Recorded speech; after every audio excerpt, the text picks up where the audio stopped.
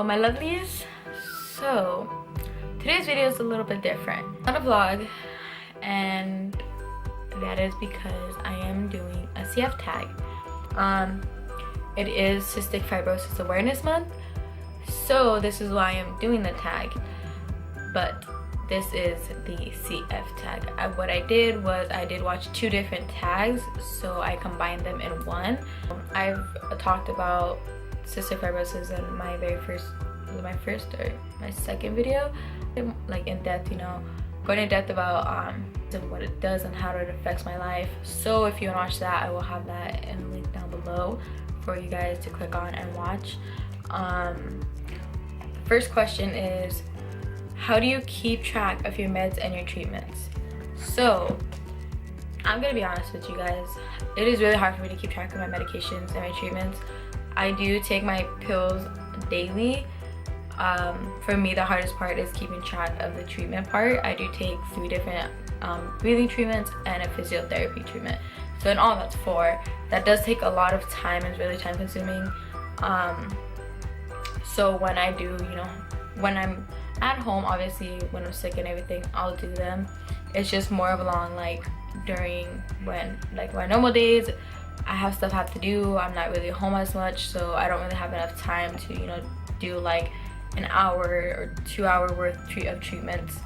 The time varies just depending on how much I cough, if I'm like if I have a productive cough or just anything like that. So it does get pretty difficult. Most of the time, you know, I try to keep track of it by just setting like an alarm or just stuff like that. I do have one of these for all my pills, you know, it's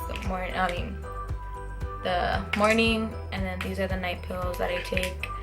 So I keep them in here, and then when it comes to my treatments, I have all my treatments in like a corner right there, and those ones are kind of like the problem with me, which I mean, it's typical for people, you know, young adults with cystic fibrosis to not really become as compliant, because, you know, if you were just diagnosed, you aren't really used to the routine of it, because that's like when you're diagnosed when you're younger, you know, you grew up with the routine, so it becomes a part of your life. Like to you, that's normal. But for people like me who are diagnosed later in life, it's kind of like a huge difference where like you're like, wait, what? Like this is a new thing I have to get into my life. I've been diagnosed since 2014, which is a long time. So I mean, I should be used to it by now, but I'm still not. It took a long while for me to even consider taking the medications that way I'm supposed to be taking them. Just because I'm really incompliant when it comes to it. I'm like telling you guys the truth, I'm really incompliant, which I'm doing better at. I'm starting to take them more often. I'm doing way better than I did when I first got diagnosed, so that's good. But yeah, that's question number 1. What is your personal baseline? My personal baseline at the moment, I don't know. I do know that I do average around 50 to 60% FEV. My FEV1 usually like is around there. It does go down often depending on how often I get sick. When I'm sick, my FEV goes down. The highest it goes is maybe 60%, but I haven't had a PFT in months, maybe like 6 months. So we try to, you know, prevent that, like prevent anything from like causing that to happen. So with the PFT, that does cause it to happen. So we don't really normally do that unless it's absolutely like completely necessary for me to do. You know, before in the past, my lung functions were averaging like 50 to 60%. Question number 3. What do you do for lung clearance? For lung clearance, at first I do take my albuterol treatment, and then I will take my Pulmozyme, which the Pulmozyme treatment does break down the mucus in your lungs, causing it to be a little bit more watery than thick. And then after that, I will take the sodium chloride solution treatment, whatever. I know there's another name for it, I just can't remember that right now.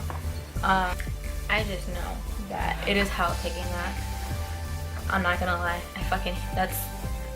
that's the one I hate the most taking, only because that is the one that gets me like completely just messed up to the point where I'm like hovered over the toilet, coughing and almost, and sometimes even throwing up like bad. Like I absolutely hate taking that. But I do take that one while I take my vest. So what I will do is I will do 10 minutes doing the Pulmozyme one with the vest, and then once the Pulmozyme's out, I will replace it with the sodium one and do the rest of the vest treatment with the sodium. And then when I'm done, that's it. I go cough out a lung in the bathroom and throw up and do what I gotta do, and then I'm done. And that's what I do for airway clearance. Question number 4. What is your least favorite type of cough? Oh my god, okay. So, sorry. That was totally coincidence. I did not cough on purpose. But my least favorite cough, okay. So, there's different types of coughs.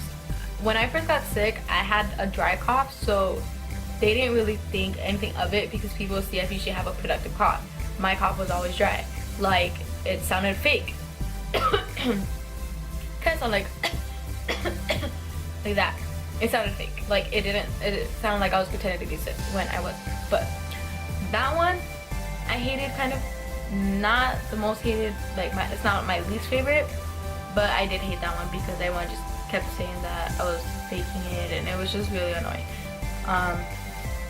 My least favorite is probably like the productive coughs, only because mine gets so bad to the point where like I'm coughing and you can literally hear it, like all the mucus in my chest when I cough, and then like I won't stop until I get mucus out. Like I won't stop coughing. Like it just doesn't happen, and I get so frustrated because it's just like I honestly sometimes will like drop to my knees. And that happened the other day. Like I was leaving and I was walking downstairs with Anthony, and I was coughing so bad to the point where I literally dropped to the floor and just kept coughing until like I got mucus out. And it could be like a little tiny thing of mucus that comes out, and then I feel better. And it's like all that coughing just for that little fucking thing of mucus. If you ever had like pneumonia or bronchitis, you know what I'm talking about. Like you just Okay, number 5. What other organs are affected and how? So let's see, what other organs are affected by my CF? Mainly just affects my lungs, to be honest. My digestive system is pretty affected, but it's kind of a mixture of the CF and the EDS. So most of like my issues is not really one necessarily, it's the mixture of the both that affects, like that makes it like an issue. So like with my digestive system, you know, my stomach is paralyzed, so I have to take pills for it to like move food along, and then like I get constipation, I get like just issues in my like intestines, where it is partially like it is because CF, you know, because of the dehydration of the cells and everything. That's one problem, but it doesn't affect my pancreas. My pancreas is fine to a certain extent. I am pre-diabetic, so I have to be careful with that, but that's it. I'm not like, I don't have to take insulin shots like some people with cystic fibrosis do have to do. They do have to take enzymes. I don't have to do that because my enzymes, like I produce enzymes fine. So most of it is just mainly my lungs. My lungs just get all the attention from the disease. Like it's just all bad. Pretty much everything else is just usually because of the EDS. The EDS is the one that fucks me up the most. Number 6. What's your favorite food? Oh, don't even get me started. Anyone that knows me knows that my shit is In-N-Out. I don't care. I've almost died a couple times from eating In-N-Out because of what I get from In-N-Out, because I get like 4x4s and 2 3x3s, and I'll just devour it with cheese fries, a shake, regular, like anything, I will eat it. But everyone just, you know, everyone tells me not to because I'm not supposed to be doing it, because, you know, I got high cholesterol and that ain't good, but I don't care. I still eat it. It's so good. But I am taking a break from it, unfortunately, so that sucks. because, you know, your girl doesn't want to die yet. I'm not ready. Number 7, what is the best part about having cystic fibrosis? Okay. So what I want to know is who put that in there, because in my opinion, there is no best part about having cystic fibrosis. I don't care what anybody in past videos have said and past tags have said about the best part about having cystic fibrosis. First of all, you can't even go within 8 feet of someone else with cystic fibrosis. It sucks. Hello, my lovelies. So today's video is a little bit different. It's not a vlog, and that is because I am doing a CF tag. CF tag is basically people with cystic fibrosis. It's a tag for them.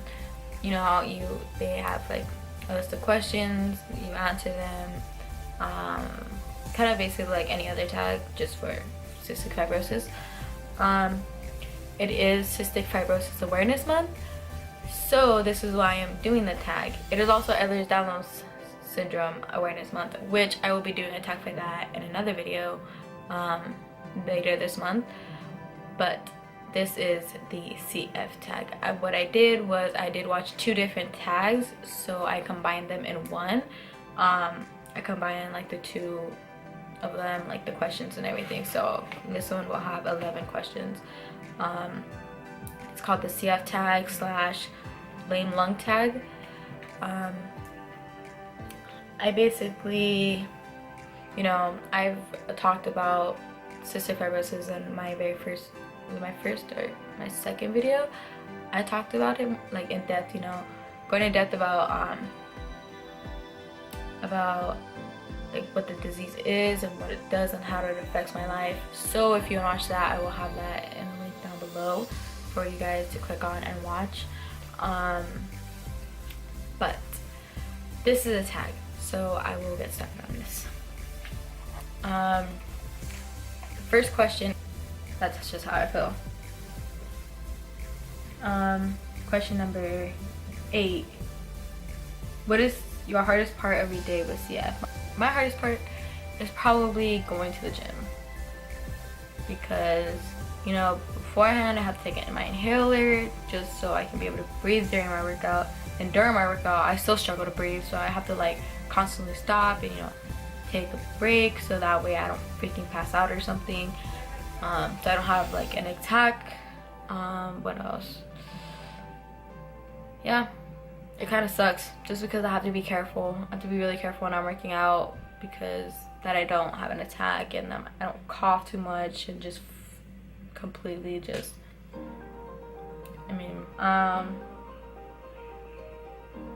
what is your least favorite CF treatment or medicine? I'm telling you guys right now, my least favorite, this little double right here. Where's this right here? If it focuses on this right here is the fucking devil. I swear to God, I was perfectly fine taking all my medications and shit. Whenever I would do my treatment, you know, I was like, okay, it's not that bad. I mean, it fucking sucks. It makes me feel like shit still, but you know, it's tolerable, until they made me start taking that. And then I completely was just like, no. It literally, once it starts, like once I press the on button and enters my respiratory system, I'm fucked. Like I just start coughing and coughing and coughing and coughing, and it just keeps going, and like I can't stop, and I start gagging, and I feel like I'm drowning in my own mucus. Like it feels fucking horrible. And then once I'm done, like I rip off my vest and I throw it, and I just run to the bathroom and I start gagging, and it's literally the worst feeling I have ever felt. It works, don't get me wrong. It's a really good medication to take, and it does its job, but it's fucking hell. It is hell, in my opinion. It sucks. I'm gonna stop ranting about that. Number 10. If you could choose a dance for your doctor, what would it be? Okay, what kind of question is this? Like, why? What does this have to do with CF? Whatever. I love my doctor, so whatever, I'm fine with this. My doctor, I would probably choose, I don't know. She's like I guess you're doing like ballet or something. Last question number 11. What is one thing you wish people knew about CF? Okay. Many people don't know about CF is that we do have a life expectancy. That is one thing I wish people knew. Because, in my opinion, that is a huge part of who I am right now. Because, in my opinion, I want to live my life as much as I can until that life expectancy. Like, I want to do what I love to do. I want to, you know, be happy. I want to have kids, have a family. I want to do everything that I can do within that time. It's like, I want people to understand, like,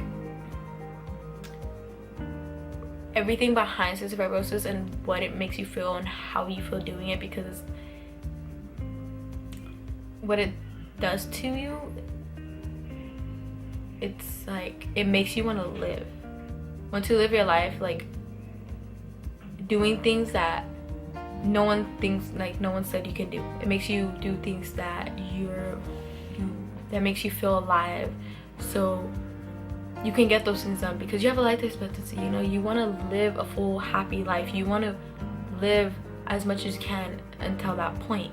Like, you want to try to make the most out of what amount of time you have within your life. You know what I mean? Like, you want to feel like, some people don't really understand. Like, when I tell them, oh yeah, I want to have kids while I'm 21 or 23. I want to get married early. I want to do this. I want to do that. I want to have a family. I want to, you know, I work out because even though I'm not supposed to be doing that, I do all the stuff that the doctors tell me not to do. And people don't understand that the reason why I'm doing it is because my life expectancy. My life expectancy is not the same as, you know, an average person. I don't want to miss out on everything that could have been when I could have that. Like, it's hard. People don't really understand that, and people always tell me, like, what's the rush? Why are you rushing into, you know, adulthood and having a family and having a life and everything? And I just wish they understood. Not only that, I feel like people should know, you know, what it is exactly we go through, how we go, like, how we feel with everything that we do, going, you know, in and out of the hospital and taking all the medications that we put into our bodies and all the treatments, and how we feel not only physically but mentally, emotionally, and everything that we just go through with this, because this isn't easy. It sure and how isn't easy for me, and I bet that it's not easy for anybody else with this issue. Not only cystic fibrosis, but with many other issues. Like, it's hard. It's hard going through something like this, knowing, you know, that one day you could be gone, knowing that one day everything could be gone. And it's scary. Just how you feel, how the medications make you feel, because I know personally the medications make me feel horrible, because it just made me feel horrible. I can barely focus at school. I can barely write or talk or think or anything. And then when I get sick, the medications they put me off with that just made me feel horrible too. It's not easy at all for people, you know, with these issues, because it's like, we go through a lot. It may not look like we go through a lot, but we do. We really do. People telling us, oh well, you don't look sick, and oh well, you look healthy, you look fine. You would have never known. Like, okay, yeah, I look fine, but deep down inside I'm not fine. You know, look at me, I look fine right now, and in reality I'm sick. I'm actively sick right now. I've been coughing non-stop for the past week. I've been feeling so bad. I haven't even gone to the gym in a week. And, you know, I'm the type of person that doesn't really let anything take me from the gym, and it got to the point where I just can't go. And, I mean, look at me, I look fine, right? I look fine on Snapchat, on social media, but I'm not. Most of us aren't. And it sucks. because people just assume, but in reality they don't know what you go through. They don't know what all the medications you have to take and all the treatments you have to take, and how hard it is for us to breathe, and how difficult it is to do everyday things that other people do, and you just want to fit in, you just want to have a normal life, and you can't have that because of this issue, because of this disease. You know, you want to be like everybody else. You want to go out and be with your friends, and you want to go do things that they do, and you can't do those things because of what you have. And everyone can understand what we go through, and I feel like we're the only ones that know. We're the only ones that can really understand what we're going through. And I feel like that's why a lot of us keeping in contact, you know, all the forums for CF and social media and everything. I feel like that's why those are important, because we do need people in our lives to talk to that do understand, you know. I mean, I wish I had someone when I first got diagnosed to help me through it. I didn't have anybody. I kind of just had myself. Sorry. Camera cut off, but like I was saying, it's always good for someone, you know, to have somebody there for you, and to talk to somebody that knows, you know, what you're going through, and who has been there and has advice. So that is it for today's video on the CF tag / ling lung tag. If you want to, feel free to do this video yourself, and I will definitely check that out. So if you do the video, then you can DM me on my Instagram. Either one is fine, and I will go and check that out as soon as possible. It's my first time ever doing one of these, so let me know feedback on that, so I know what to do and what not to do for the next one. So thank you for watching my video. Make sure to like it and subscribe.